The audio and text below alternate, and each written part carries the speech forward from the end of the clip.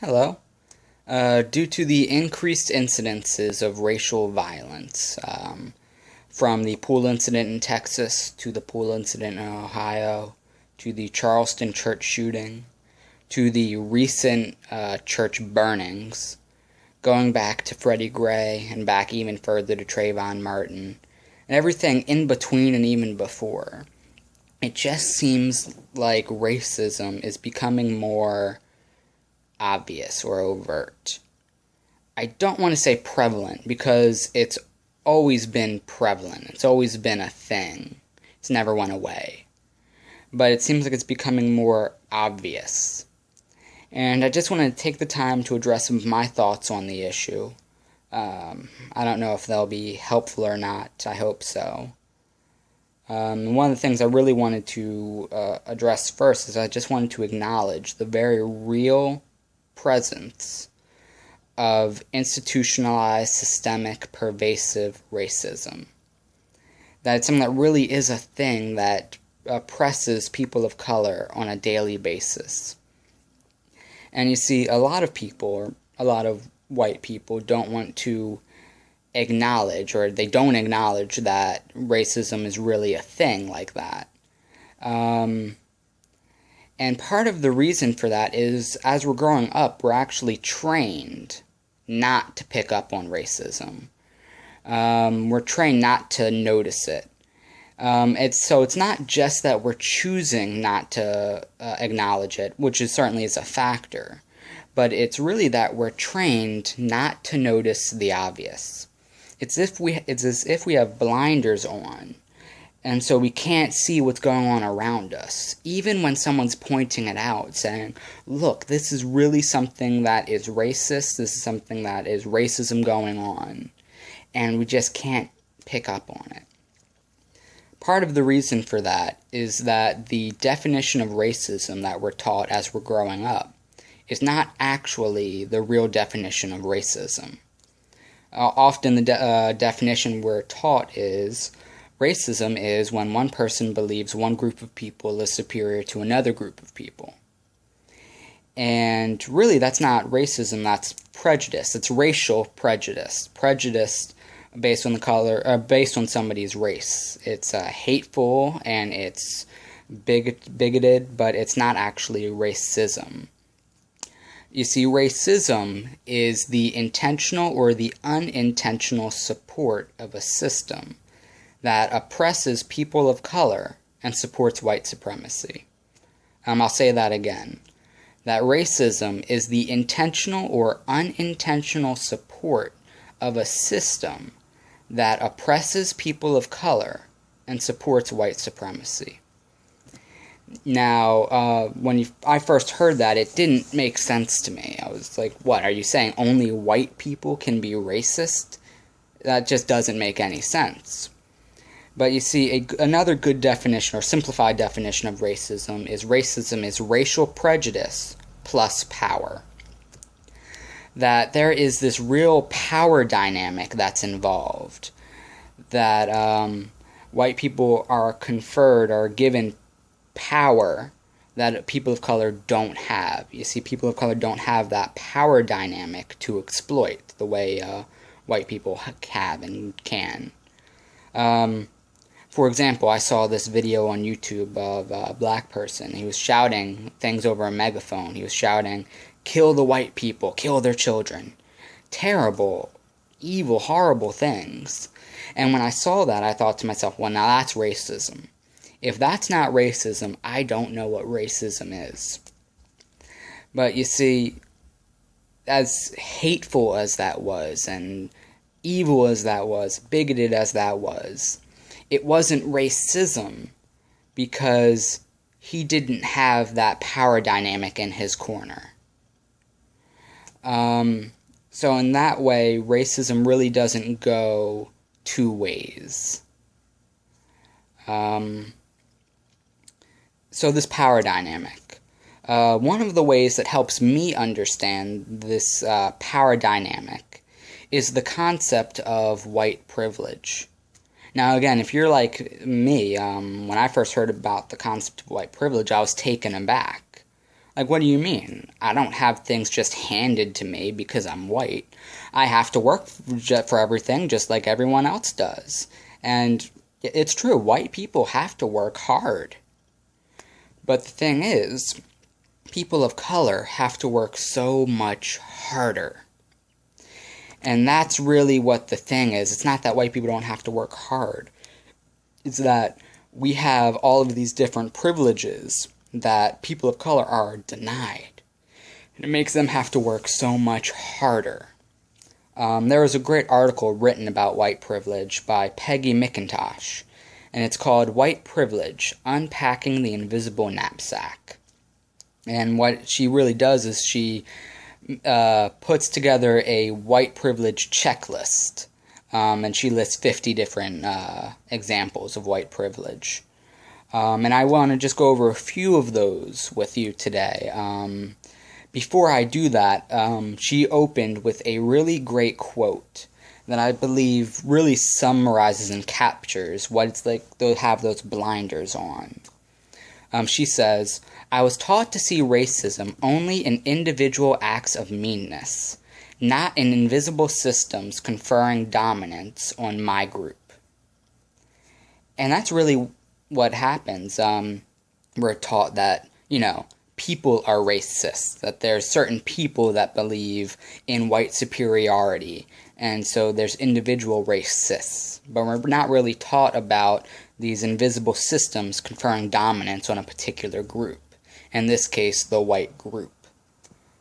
So again, I'm just going to read through a few of these examples of white privilege. I'm just reading the ones that really spoke to me and really hit me.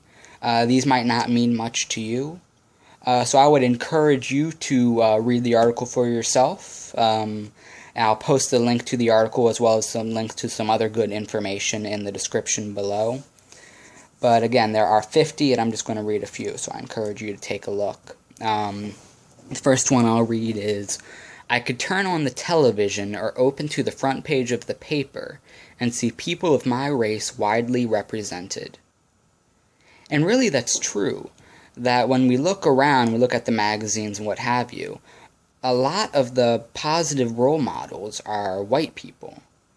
Now, yes, there are exceptions, and there are exceptions to the rule, but by and large, there's a lot of white representation and not a lot of representation from people of color. And it really extends to a lot of things once you start to look at it. Like when I started attending an all-black church, sometimes when I preach or I do children's story or whatever, I like to have PowerPoint. And in my PowerPoints, I like to have pictures. And since I'm very aware that 99% of the congregation is black, aside from me and one other person, I want to make sure that I have more black representation in the pictures, and not and representation from people of color and people of different races and white people as well. But I want to really make sure I have some black representation as well. And I found that it's much harder to find, like Google images for black people and people of color in general than it is for white people. For example, if you put in nice man or nice woman, you'll find a lot of pictures of white people and not as many pictures of people of color. For another children's story, I had to look up body parts, such as like an arm. And it was hard to find pictures of black arms. A lot easier when you typed in white arm. You found a lot of, or just arm. So it's really just a lot of bombardment with pictures of white people and not as many pictures of people of color. Another example is when I am told about our national heritage or about civilization, I am shown that people of my color made it what it is. And that's really true too, that history class, you're often taught about a lot of white people. And that's true that in this, a lot of our founders were white men, and there's no denying the fact. But it wasn't just white people in a vacuum, and it wasn't just only white people. that there are many people of color who have made significant contributions to our society that even affect the way we live today, and they're not recognized in the history books. Some people might say something like, oh, well, there's Black History Month. So you see there is that representation. We give Black History Month. Well, a couple things. One, the fact that Black History Month has to be there, that it's necessary, testifies to the fact that there is pervasive racism, that the other 11 months of the year, people of color aren't really mentioned in the history books. And that's just insane. And another thing is that Black History Month really just barely scratches the surface.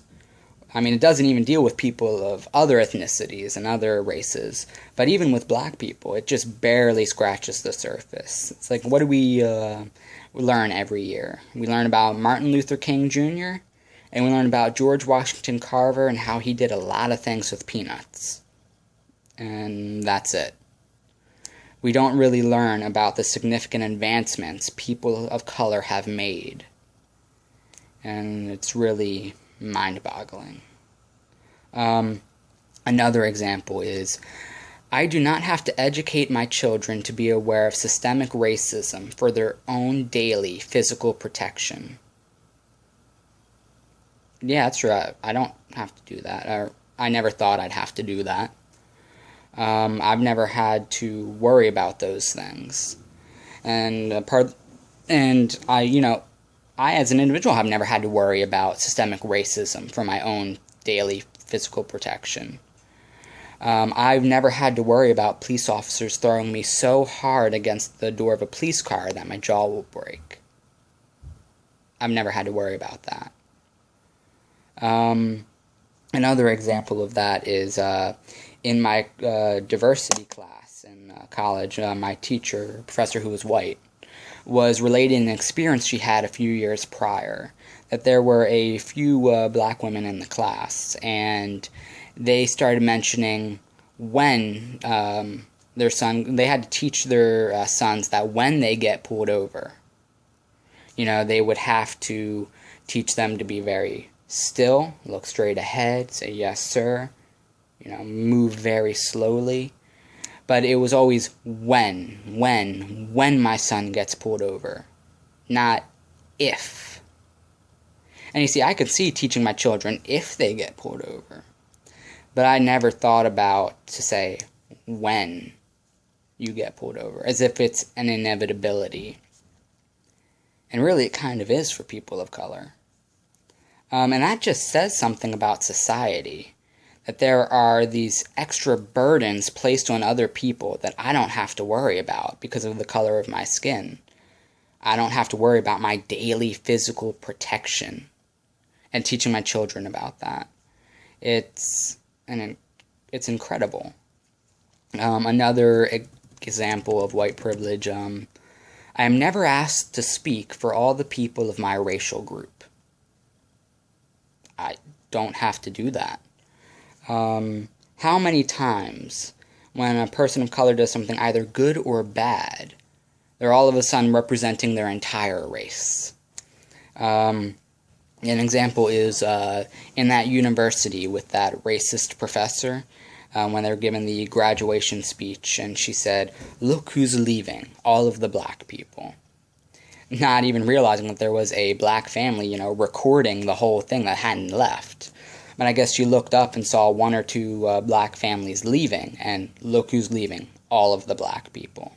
And that's just one example. There's many examples. And even like when a person of color does a good thing, you're a real credit to your race. No one's ever told me that I was a credit to my race. No one's ever said I've embarrassed my race. I'm not a spokesperson for my race. The same way people of color are forced into being.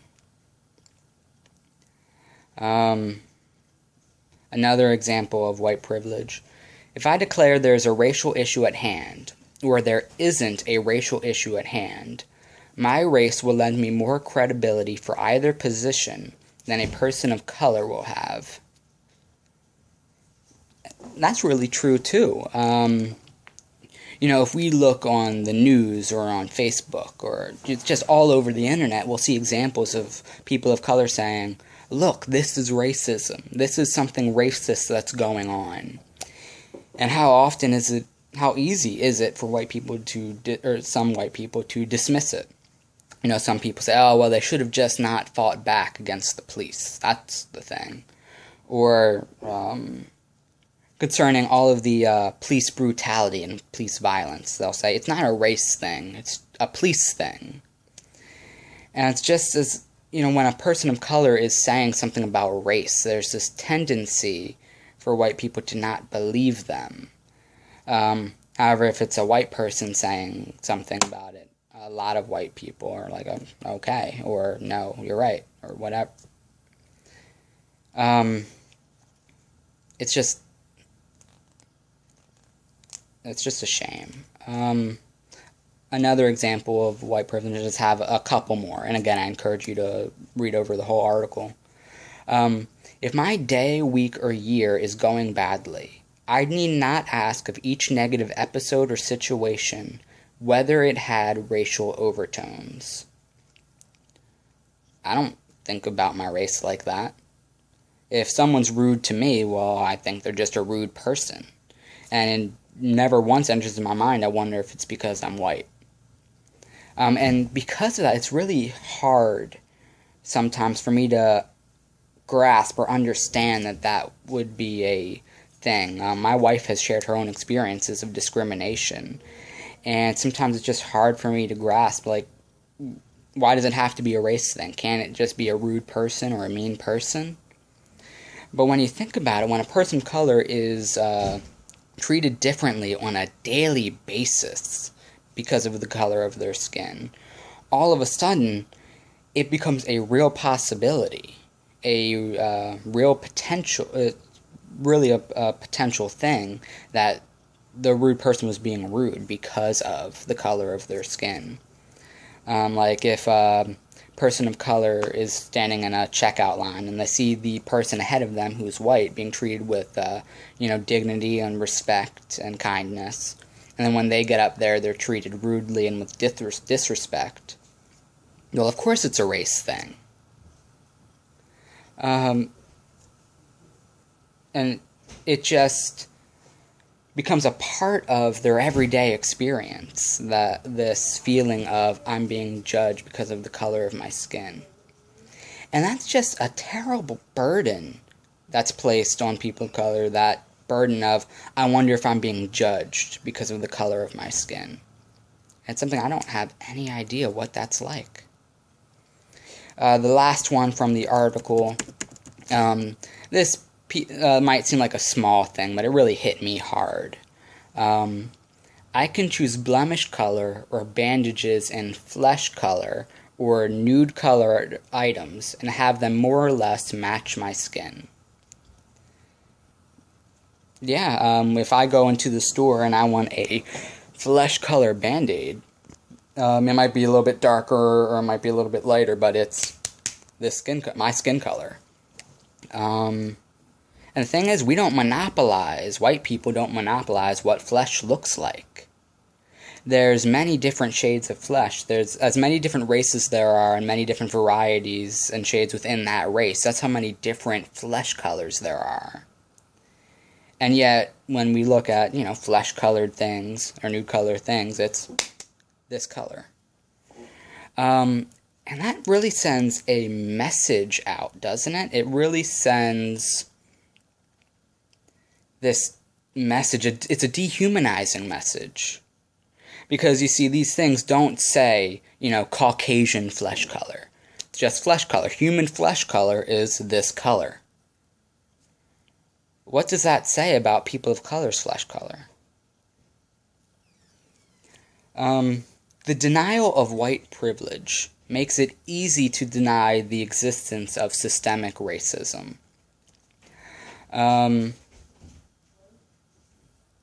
The point of all of the protests and all of the people saying these are racist issues and people calling attention to it, it's not to take away the rights and privileges of white people, but to give these rights and privileges to everybody. When everybody can just be treated like a human being, that's what progress will be.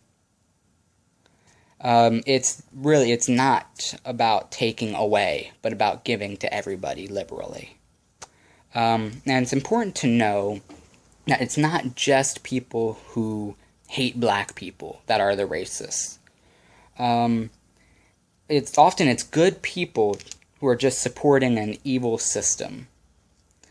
Good people who love, like, if you were to ask the average white person on the street, hey, do you hate black people? They'll say, no, of course not. I love black people. I have black friends. Most of the white people I know like black people and people of color. Yeah, no. I mean, we think they're all great. They're equal.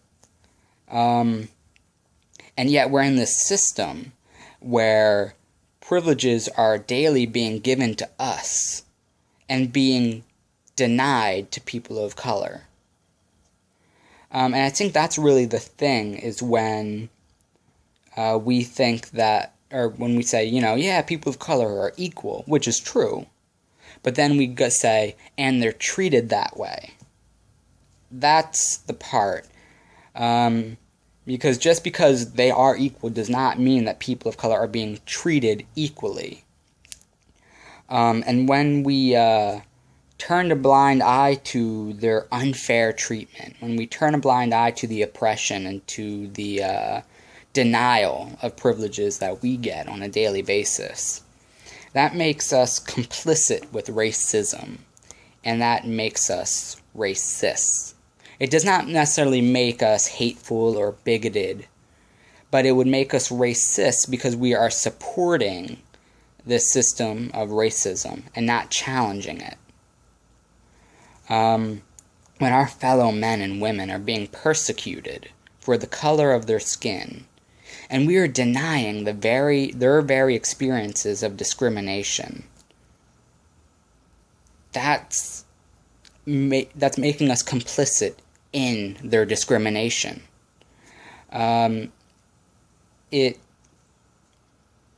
If we don't recognize it, if we don't want to acknowledge it, if we don't believe that if we don't challenge this system, these racial institutions, if it makes us racist, if we don't stand up and say, hey, something's wrong here.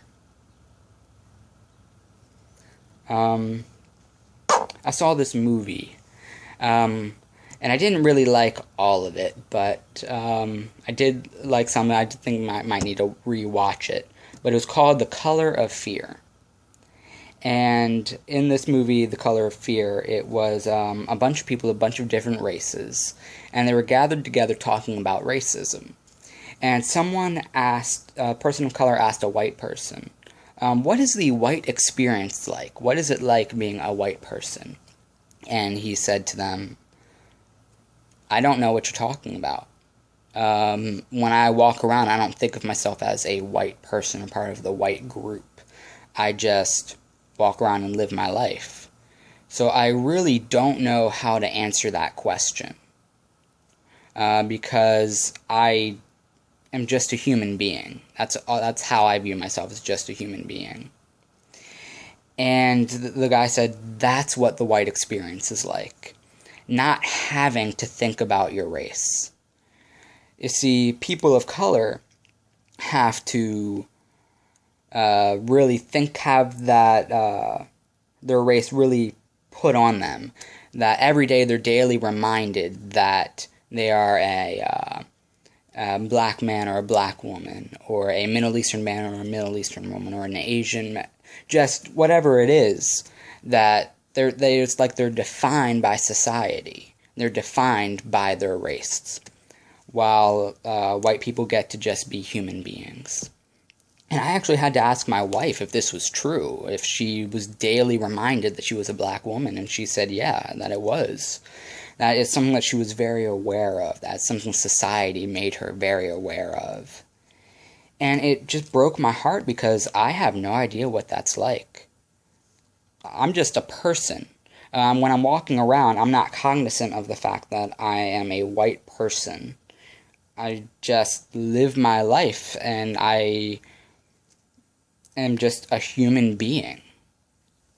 And it's terrible because people of color don't have that same freedom to just be a human being, to be treated like a human being. Some people will say, well, look at instances such as affirmative action. Affirmative action, isn't that kind of reverse discrimination? I mean, look at all the concessions that we're giving people of color. So you see, racism really isn't that big of a thing anymore. Look at all these concessions.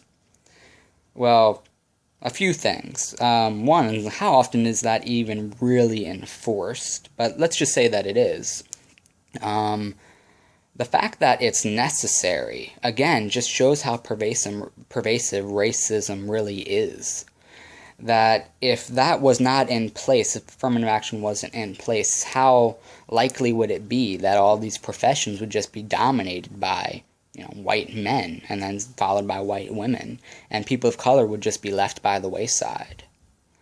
And then also, affirmative action is such a small thing in light of all the other oppression, all the other discrimination and oppression that people of color have to endure on a daily basis. It's such a small thing. It doesn't deal with the racism that people of color will have to deal with once they get the job. But, let's say, there is a white person going for a job interview and an equally qualified black person or person of color going in for that job interview. The person of color often had to work so much harder to get there. And you might say, well, that's not my fault. I didn't make the system, I didn't create the rules, and I shouldn't be penalized or denied a job on the basis of the color of my skin. And, well, that's true. But you just have to understand how much harder people of color usually have to fight in order to get where white people can get to. And it's not trying to take away anything from white people, that white people don't have to work hard. White people have to work really hard. They have to put their whole selves into something. They have to fight tooth and nail often. I'm not trying to take away in the slightest bit the accomplishments made by white people. I'm really not. But the thing is that in order to get recognized for those same accomplishments, or even have the opportunity to accomplish those things, people of color much of the time had to work at least twice as hard to get there. And some people might say, well, you see, they just have to pull themselves up from their bootstraps and do it. They can, we look at examples of people who, make it out of the ghetto and make it out of the city and do whatever. And say it could be done. But the fact that people of color have to work just so much harder is just wrong. And so to focus on affirmative action and to focus on as if it negates the effects of daily racism, it just misses the whole point. And something that happens somewhat often is when a person of color, more recently black people, when people of color are talking to their community, really. And they might be talking to their community about black responsibility, let's say, about the importance of acting in a certain way and doing the right things. And while that's all well, good, necessary, and great, the problem happens when white people hear it, because it's really not intended for us. You see, what happens is when white people hear that, white guilt averted. You see, we're not the problem. They're the problem. They just need to start acting right and need to start doing better for themselves, and then all the doors will be open, and we're not the ones at fault. We don't have any part to play. It's really it's their problem.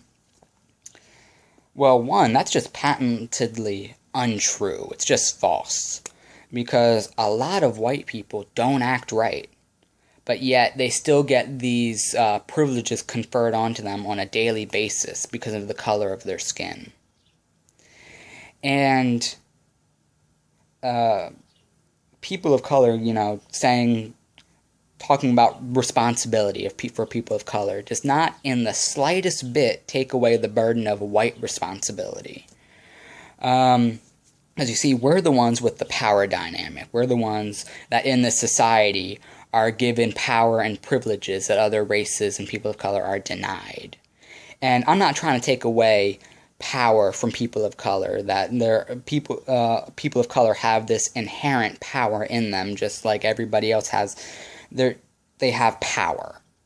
But I'm just acknowledging that in this society, we're the ones who are conferred this white privilege, this power dynamic in this society.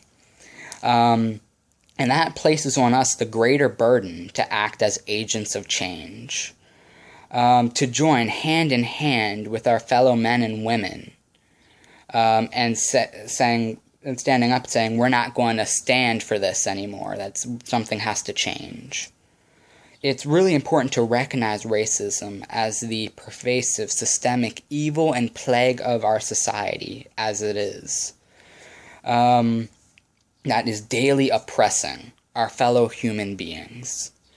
Because when we don't want to acknowledge that, when we want to turn a blind eye, we're also turning a blind eye that we're benefiting from. And if we turn a blind eye, we're complicit in these racial institutions, that we are benefiting from the oppression of others. And when we don't want to acknowledge that and say, yes, that's really happening, it's holding everyone back. My last point that I wanted to talk about is just that I don't really understand racism. As a white person, I've never really had to think about it in a complex way before. So I don't really get it. I don't understand the depth and the complexities and the nuances of racism. I'm really just getting my foot in the water here. And I need help to understand it. And I think that is really important, because all too often when you look around, people are saying, look, this is racism, or look, this is something that's racist going on. They're trying to call attention to these things. And all too often we get defensive. Hey, I'm not racist. All the white people I know aren't racist, so clearly it's not a racist thing. Clearly it's not racism. The first step, I think, to understanding is to choose to believe that that's what they're experiencing, the people of color are experiencing, and then to consider the implications of what if that's true. What if there is this systemic oppression going on? Because if that's true, there's something really wrong in this country, that people are being daily persecuted for the color of their skin, but I get away scot-free because I'm white. And it really places something on me, like, what is my responsibility, knowing these facts are going on? What's my role? What do I have to do? So yes, if this was a good video, if there was truth to it, if you think it's helpful, please like it, please share it, if it's helpful. I don't want this to just be something that 2 people see and then that's it. And please leave a comment. If you agree with anything I've said, if you disagree with anything I said, please leave a comment. I'm really just starting to learn about racism and to think about it. So please help me out. Leave me a comment. Do it in love, whether you agree or disagree. And let's just keep this dialogue going. Thank you so much. Bye-bye.